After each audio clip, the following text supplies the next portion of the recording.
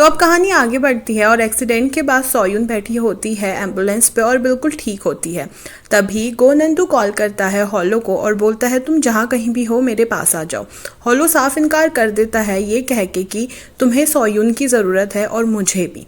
तभी गोनंदू बोलता है मुझे किसी की भी ज़रूरत नहीं है और तुम चुपचाप मेरे पास आ जाओ। हॉलो फिर से सीधा सीधा इनकार कर देता है क्योंकि उसे सोयुन की हेल्प करनी है गांगवू के साथ एक अच्छी लाइफ स्पेंड करने के लिए। अब यहाँ पे हॉलो रहना चाहता है सोयुन के साथ क्योंकि वो सोयुन के बारे में अच्छा सोचता है, पर गोनंदू बिल्कुल नहीं चाहता कि वो सोयुन के साथ रहे और गोनंदू ये भी सोचता है कि सोयुन की वजह से ही उसका रोबोट खराब हुआ है। वो अपने लैब जाता है और उसको किल करने की सोचता है, पर तभी उसकी बहन आकर उसे रोक देती है और बोलती है कि ये मर्डर नहीं है। क्या क्या हॉलो तुम्हारे लिए सिर्फ एक प्रोग्राम था, तुम्हारा पहला फ्रेंड नहीं था। इस पर गोनंदू बोलता है पर वो ही मेरे पास नहीं आना चाहता और वो बिल्कुल ख़राब हो चुका है। तभी उसका एक एम्प्लॉय सजेस्ट करता है कि क्यों ना हम उसकी मेमोरीज इरेज कर दें। तभी उसकी बहन बोलती है ये मर्डर से कम थोड़ी है कि उसकी सारी मेमोरीज हम इरेज कर दें और वो पहले जैसा हॉलो रहेगा भी नहीं। तभी गोनंदू एडवाइस देता है कि हमको उसकी मेमोरीज मिटा देनी चाहिए जब वो सोयुन से मिला उसके बाद से। इसका मतलब सोयुन से पहले जितनी भी मेमोरीज हैं वो हम रखेंगे और सोयुन से मिलने के बाद जो भी मेमोरीज उसने बनाई हैं वो हम सब इरेज कर देंगे। और वो अपना सारा सामान पैक करके आ जाता है सोयुन के बगल वाले घर में रहने के लिए उसका पड़ोसी बन के। ये जब हॉलो देखता है तो वो सोयुन को बोलता है कि तुम्हें जो भी नेबर आया है उससे दूर रहना चाहिए क्योंकि वो मुझे अच्छा इंसान नहीं लग रहा। इधर सोयुन की फिर से दोबारा से डेट होती है गांगवू के साथ और वहाँ पे वो बार बार हॉलो को ही मैसेज करके चीज़ें पूछ रही होती है। तभी हॉलो उसकी हेल्प करता है और वो गांगवू से अपनी फेवरेट म्यूज़िक और फेवरेट सिंगर की बात बता पाती है, पर वो ये सब झूठ बोलती है क्योंकि उसका म्यूज़िक पे ज़्यादा इंटरेस्ट नहीं है, सिर्फ गांगवू को इम्प्रेस करने के लिए। घर आके जब हॉलो पूछता है कि तुमने झूठ क्यों बोला, इस पर सोयुन बोलती है मुझे झूठ बोलना पड़ा क्योंकि मुझे लगता है कि मेरा जो असली सेल्फ है वो गांगवू को पसंद नहीं आएगा और मैं बस डरी हुई हूँ कि कहीं मैं गांगवू को खो ना दूँ। इस पर हॉलो कहता है ठीक है आओ मेरे पास आओ, चुपचाप बैठो, मैं म्यूज़िक लगाता हूँ और उसको बस आंख बंद करके सुनो। वो ये करती है और उसको बहुत रिलैक्स्ड फील होता है। उसको ऐसा फील होता है कि वो गार्डन में बैठी है, उसके आसपास बहुत सारे प्यारे जुगनू घूम रहे हैं और वो हॉलो के साथ बस उस सीन को एंजॉय कर रही है। तभी उसको फिर से ठक ठक की आवाज़ आती है और गोनंदू कुछ ठोक रहा होता है। तभी वो जाकर देखती है कि गोनंदू के घर के सामने पे बहुत सारा कूड़ा पड़ा हुआ है, उसने वो फेंका भी नहीं। वो उसे दरवाज़ा खोलने को कहती है और डांटने लगती है। इस पर गोनंदू उसे बहुत रूडली बात करता है और उसे वहाँ बदतमीजी से बात करने के बाद भगा देता है। अब दूसरे दिन फिर से गोनंदू जाके उसके दरवाजे का लॉक हैक कर रहा होता है कि वहीं पर सोयुन फिर से आ जाती है। वो बोलती है तुम मेरे रूम के पास क्या कर रहे थे। तभी गोनंदू बहाना बनाता और बोलता है अरे ये तुम्हारा घर है, मुझे लगा मेरा है। तभी उसकी माँ भी वहाँ आ जाती है और वो कहती है गोनंदू से कि मैंने तो तुम्हें कहीं देखा है, पर वो बात को कुछ ना कुछ करके टाल देता है और उसकी माँ को अंदर भेज देता है और अपने रूम पे आ जाता है। और वो सोयुन के अपार्टमेंट में हो रही सारी चीज़ें सुन रहा होता है क्योंकि उसने वहाँ पे एक ईयरपीस लगाया होता है जिससे वो सारी बातें सुन सकता है। तभी उसकी माँ बहुत टेस्टी टेस्टी खाने की बात कर रही होती है कि गोनंदू को भी बहुत ज़्यादा भूख लगती है। जब वो सारे शेल्फ में देखता है उसका किचन पूरा खाली होता है और साथ ही उसके पास कोई भी बर्तन नहीं होते, उसके पास सिर्फ नूडल्स होते हैं, तो वो कच्चे ही नूडल्स चबाने लगता है। तभी कोई दरवाजे पे आके घंटी बजाता है और जब वो खोलता है तो देखता है कि सोयुन की माँ वहाँ पे उसके लिए कुछ खाने के लिए लाई है। वो उसे तब अपने पास बुला लेती है और तीनों मिलके साथ में बैठ के खा रहे होते हैं। तभी सोयुन की माँ बार बार पूछती है कि तुम क्या करते हो, तुम कहाँ पे रहते हो। इस पर गोनंदू जवाब देता है कि मैं एक प्रोग्रामर हूँ और मैं यहीं कोरिया पे रहता हूँ। तभी सोयुन की माँ कहती है कि तुम्हारे माँ बाप का क्या, वो कहाँ रहते हैं। इस पर गोनंदू कहता है मैं एक अनाथ हूँ और मुझे न्यूजीलैंड की एक फैमिली ने अडॉप्ट किया था, वहाँ मुझे पालन पोषण किया गया और फिर वापस मैं कोरिया आ गया एक प्रोग्रामर बनने के लिए। ये सुन सोयुन को उसके लिए बहुत बुरा लगता है। अब दूसरे ही पल सोयुन और गोनंदू उसकी माँ को छोड़ते हैं और रास्ते पे बात करते वक्त सोयुन उससे माफ़ी मांगती है कि उसकी माँ ने उसके माँ बाप की बात लेके आई क्योंकि उसको दुख लगा होगा ये बात सुन के। तभी गोनंदू बोलता है, मैं इतनी छोटी सी चीज़ के लिए झूठ क्यों बोलूँगा और बुरा क्यों मानूंगा, मैं इतना सेंसिटिव नहीं हूँ।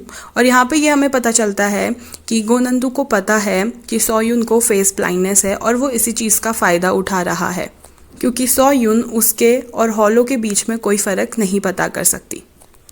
अब गांगवू और सोयुन दोबारा से एक आर्ट गैलरी में डेट पे जाते हैं, पर यहाँ पे फिर से सोयुन हॉलो से टेक्स्ट करके बात कर रही होती है। गांगवू फिर पूछता है कि तुम बार बार क्यों फ़ोन पे लगी रहती हो, क्या ये तुम्हारा कोई बहुत ज़्यादा खास फ्रेंड है। तभी सोयुन कहती है, हाँ खास तो है, पर तुम्हें इसके बारे में जानने की कोई ज़रूरत नहीं है। कार पे गांगवू सॉरी बोलता है और कहता है कि आई एम सॉरी, मैंने तुम्हें दोस्ती के बारे में पूछा, मुझे नहीं लगता मेरा कोई हक है कि मैं तुम्हारे दोस्तों के बारे में पूछूं या तुम्हारे लिए पॉजेसिव हो जाऊं। अब ये सुन सोयुन बड़ी परेशान हो जाती है कि पता नहीं गांगवू क्या सोच रहा है। तभी हॉलो उसको बोलता है कि तुम उसे बता क्यों नहीं देती कि मैं कौन हूँ। तभी वो बोलती है, मैं कैसे बता सकती हूँ, क्योंकि तुम तो एक सीक्रेट हो ना। वो जाके गोनंदू से पूछता है, क्या मैं गांगवू को बता सकता हूँ कि मैं कौन हूँ। इस पर गोनंदू सरप्राइजिंगली उसे परमिशन दे देता है गांगवू को बताने की कि वो एक रोबोट है। अब सोयुन भी इस बात के लिए मान जाती है, क्योंकि हॉलो भी मान चुका है, और वो कहती है, मैं बस नहा के आती हूँ और फिर हम गांगवू से मिलने जाएंगे और उसको सारी सच्चाई बता देंगे कि तुम एक रोबोट हो और तुम मेरी हेल्प कर रहे हो। तभी वहाँ पे मौका देखते ही गोनंदू चले जाता है उसके रूम पे और जाके उसके चश्मे चुराने की कोशिश करता है, पर तभी सोयुन नहा के बाहर आ जाती है। अब वो बाहर आके देखती है तो वहाँ पर उसके चश्मे नहीं होते हैं। ये देखते ही गोनंदू ब्लैकआउट कर देता है और पूरी बिल्डिंग पे लाइट चली जाती है और वो कुछ भी नहीं देख पाती। गोनंदू उसका चश्मा ले लेता है और सारी मेमोरीज इरेज करने ही वाला होता है कि वो पता नहीं कुछ सोच के उस चश्मे को वहीं रख देता है और सोयुन को फिर से वो चश्मा मिल जाता है। अब बाहर पे धड़ाम की आवाज़ आती है और सोयुन बाहर जाके देखती है तो गोनंदू पड़ा होता है अपना पैर पकड़ के और उसके पैर पे मोच आ गई होती है। रूम के अंदर जाने पर सोयुन उसके पैर पे बाम लगाती है और साथ ही उसके पैर पे पट्टी भी लगाती है और गोनंदू उसको बस देख ही रहा होता है। तभी सोयुन गोनंदू को देखकर बोलती है, तुम्हारे कोई फ्रेंड्स नहीं हैं, है ना, इसलिए मैं कैंडल यहीं पे छोड़ के जाती हूँ ताकि तुम्हारा थोड़ा शांत हो जाए। और वो वहाँ से चली जाती है। अब गोनंदू सोच में पड़ जाता है और तभी हमें एक फ्लैशबैक दिखता है कि बचपन में कैसे गोनंदू जब अकेला था, उसकी माँ के गुजर जाने के बाद बहुत सारे बच्चे उसे बुली कर रहे होते हैं और तभी एक लड़की उन सबको मार के वहाँ से भगा देती है और उसको अपने घर ले जाकर कार्टून दिखाती है और उसकी मम्मी उन दोनों को खाना ऑफर करती है। तो ये लड़की असलियत में सोयुन है और उसकी माँ उससे पहले मिल चुकी है। वहीं पे हॉलो भी आ जाता है और पूछता है कि तुम्हारा पैर ठीक तो है ना, तुमने चश्मे वापस नहीं लिए और मुझे भी वापस नहीं लिया सोयुन से। इस पर वो बोलता है, तुम्हारे दिमाग में पहली मेमोरी क्या है सोयुन की।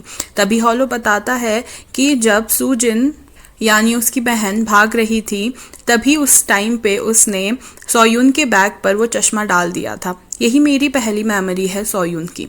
उस पर पता नहीं गोनंदू को क्या हो जाता है और वो भागा भागा जाता है लैब पे और कहता है बस हो गया, अब दोबारा से हॉलो को रीसेट करो और रीसेटिंग स्टार्ट करो। इधर पे सोयुन वापस मिलने जाती है गांगवू को और फैसला करती है कि वो उसे अपने फेस ब्लाइंडनेस और रोबोट की बात बता देगी। वो कहती है, मुझे तुमसे एक इम्पॉर्टेंट बात करनी है। वो अपना चश्मा उतार के गांगवू को देखती है और पहनने को कहती है इसको पहन के देखो, तुम्हें मेरा स्पेशल फ्रेंड ज़रूर दिखाई देगा। पर जैसे ही वो चश्मा पहनता है इधर तो हॉलो की रीसेटिंग हो रही होती है और वो गायब हो रहा होता है। पर सिस्टम में कोई प्रॉब्लम आ रही होती है क्योंकि हॉलो रेजिस्ट कर रहा होता है, वो गायब नहीं होना चाहता और यहाँ पे गांगवू को हॉलो बिल्कुल भी नहीं दिखाई देता। तभी वो कहता है, मुझे कुछ भी नहीं दिख रहा। इस पर सोयुन बहुत परेशान हो जाती है कि कहीं हॉलो चला तो नहीं गया। वो चश्मा पहन के दोबारा से इधर उधर देखने लगती है और बुलाने लगती है, हॉलो हॉलो तुम कहाँ हो, तुम मुझे दिखाई क्यों नहीं दे रहे हो। इस पर वो फिर से कहती है, गांगवू मैं सच बोल रही हूँ, मुझे पता है ये तुम्हें जोक की तरह लगता होगा, पर मेरे पे एक और कमी है, वो है मेरी फेस ब्लाइंडनेस की। इतने पर गांगवू उसे रोक देता है और कहता है, मैंने तुम्हें आज देखा उस लड़के के रूम से बाहर निकलते हुए जब मैं तुम्हारे अपार्टमेंट में तुम्हें लेने आया था। मुझे पता है तुम्हारा उससे चक्कर चल रहा है, तो तुम मुझसे झूठ क्यों बोल रही हो। ये कहानियां बनाना बंद करो और हमें ये सब यहीं पे रोक देना चाहिए। दरअसल वो समझ रहा है कि गो नंदू और सोयुन के बीच कुछ चल रहा है और वहाँ से गांगवू चले जाता है। यहाँ पर सोयुन बहुत टूट चुकी है क्योंकि गांगवू ने भी उसकी बात नहीं समझी, उस पर शक किया और हॉलो भी गायब हो चुका है। वो रास्ते पे आके ढूंढने लगती है हॉलो को या फिर गांगवू उससे वापस आ जाए उसको, पर उसे कोई भी नहीं दिखाई देता। वो ज़ोर ज़ोर से रोने लगती है, हॉलो तुम कहाँ हो, प्लीज़ आ जाओ, प्लीज़ आ जाओ। और जैसे कि अभी भी चश्मा उसके पास है, गो नंदू ये सब सुन रहा होता है। वो खुद को रोक नहीं पाता और जाता है सीधे सोयुन के पास। सोयुन अकेले झूले पे बैठकर खुद से ही बातें कर रही है कि हॉलो तुम कहाँ चले गए मुझे अकेला छोड़ के। तुमने वादा किया था कि तुम मेरा साथ नहीं छोड़ोगे, फिर भी तुम मुझे अकेला छोड़ के चले गए बाकी सब की तरह। और सोयुन किसी की परछाई देखती है अपने पीछे। वो पीछे मुड़ के बोलती है, हॉलो क्या वो तुम ही हो। और यहाँ पे गो नंदू हॉलो बनने की एक्टिंग करता है, कहता है हाँ मैं हॉलो ही हूँ और मुझे कंपनी वालों ने वापस बुला लिया था, इसलिए मुझे जाना पड़ा और मुझे अभी भी जाना है। तभी सोयुन कहती है, हॉलो मैं ऐसी क्यों हूँ, क्यों मैं किसी का प्यार नहीं पा सकती। इसलिए नहीं पा सकती ना क्योंकि मैं इतनी इम्परफेक्ट हूँ, मेरे में इतनी सारी कमियाँ हैं, इसलिए गांगवू ने भी मेरी बात नहीं समझी और मुझे छोड़कर चला गया। मुझे पता था वो मेरी बीमारी के साथ मुझे एक्सेप्ट नहीं करेगा। मैं भले ही बाहर से बहुत कॉन्फिडेंस दिखाई देती हूँ, पर मैं अंदर से उतनी ही कमज़ोर और बहुत सारी कमियों से भरी हुई हूँ। इस पर गो नंदू जो कि हॉलो बना हुआ है वो कहता है, मुझे तुम इसलिए पसंद हो क्योंकि तुम में बहुत सारे फ्लॉज हैं, मुझे तुम ऐसे ही बहुत पसंद हो। तभी गो नंदू को अपनी बचपन की बात याद आती है, जब उसने बचपन में सोचा था कि मैं अच्छा नहीं हूँ, मेरे में बहुत सारी कमियां हैं, इसलिए मेरी माँ ने सुसाइड कमिट कर लिया। तो हमें यहाँ पे पता चलता है कि गो नंदू की माँ ने असलियत में सुसाइड कमिट किया था, पर उसका रीज़न पता नहीं चला है। वो आगे इस सीरीज़ में ज़रूर पता चलेगा। अब यहाँ पे ये बोलता है कि मुझे जाना होगा, मुझे कंपनी वाले बुला रहे हैं, पर मैं ज़रूर तुम्हारे पास आऊँगा। और वो वहाँ से चला जाता है। रूम पे आकर वो अपने असिस्टेंट को कहता है कि हॉलो की रीसेटिंग स्टॉप कर दो और हॉलो जैसा है वैसा ही सही है। और वो खुद से ही बैठकर बोलता है, ये बहुत ज़्यादा बड़ा एरर हो गया, अब मैं इस बारे में क्या करूँगा। और यहीं पर इस पार्ट का एंड हो जाता है। अब गो नंदू की माँ के सुसाइड का क्या कारण था, या फिर क्या हॉलो वापस आकर सोयुन को अपनी सच्चाई बताएगा, या गो नंदू को सच में प्यार हो जाएगा सोयुन से। तो ये सारी चीज़ें आपको नेक्स्ट पार्ट पे ज़रूर पता चलेंगी। Please subscribe to my channel ताकि आप कोई भी पार्ट बिल्कुल भी मिस ना करें। Thank you so much for watching. Bye bye.